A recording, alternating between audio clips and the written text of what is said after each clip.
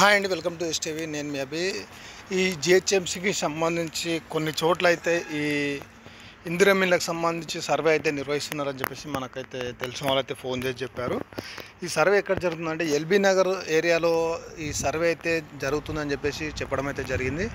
LB Nagar అలాగే Uppal area ఏదైతే ఉందో అక్కడ ఈ ఇందిరమిళ్ళ గురించి సర్వే అయితే చేస్తున్నారు అధికారులు. అంటే ఏదైతే అప్లికేషన్ చేశారో అప్లికేషన్ నంబర్ వైజ్గా తీసుకొని వాళ్ళ ఇంటికైతే వెళ్తున్నారట. వాటి ఇంటికి వెళ్ళి వాళ్ళకు ఇల్లు ఉందా, ఏది ఉంది, వాళ్ళు ఎక్కడ ఉంటున్నారు, రెంట్ కుంటున్నారా ఏంటనే పూర్తి వివరాలు అయితే సేకరిస్తున్నారని చెప్పేసి మనకైతే వాళ్ళు ఫోన్ చేసి చెప్పడం అయితే జరిగింది.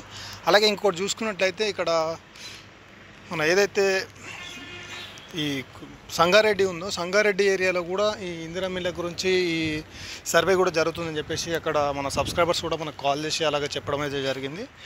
అలాగే ఈ రాబోయే రోజుల్లో ఈ గ్రేటర్లో కూడా సర్వే జరిగే ఛాన్స్ ఉందని చెప్పేసి మనమైతే అనుకోవచ్చు. ఎందుకంటే ప్రజెంట్ ఈ L1కి సంబంధించి ఓన్లీ 18,000 మంది ఉన్నారని చెప్పేసి వాళ్ళు చెప్తున్నారు. ఇక L2లో అయితే దాదాపు చాలామంది ఉన్నారు కాబట్టి 8 లక్షల పైగా ఉన్నారు కాబట్టి వీళ్ళకు ఏదైతే మన G+3 ఇండ్లు కట్టిస్తామని చెప్తున్నారు కాబట్టి మరొకసారి వెరిఫికేషన్ చేసే ఛాన్స్ అయితే ఉంది. అంటే ఇందులో నుంచి మళ్ళీ కొంతమంది ఎలిమినేట్ చేసే అవకాశం ఉంది కాబట్టి మరి ఇది ఎలా ముందుకు వెళ్తుంది ఏంటనేది మనకైతే తెలియదు. ప్రజెంట్ అయితే ఈ ఎల్బీ నగర్ అలాగే సంగారెడ్డి పటాన్ చెరువు ఏరియాలో మాత్రం ఈ ఇందిరమిళ్ళ గురించి అయితే సర్వే అయితే జరుగుతుందని చెప్పేసి మనకైతే క్లియర్గా చెప్పడం జరిగింది. ఆ ఏరియాలో ఉన్న వాళ్ళు మాత్రం మీరైతే ఈ మీకు సంబంధించిన ఏవైతే ఇన్ఫర్మేషన్ ఉంటుందో అది కరెక్ట్గా ఇవ్వండి. అలా ఇస్తే మాత్రమే మీకు అయితే ఇందిరమిల్లు లీస్ట్లో నేమ్ వస్తుంది. తర్వాత ఇందిరమిల్లు అయితే మంజూరు అవుతుంది. ఏమాత్రం మిస్టేక్ చేసినా మీకు ఇల్లు అయితే రాకపోవచ్చు. ఇది ప్రజెంట్ మీకు చెప్పడానికి అయితే వీడియో అయితే చేస్తాం. Thank you for watching STV.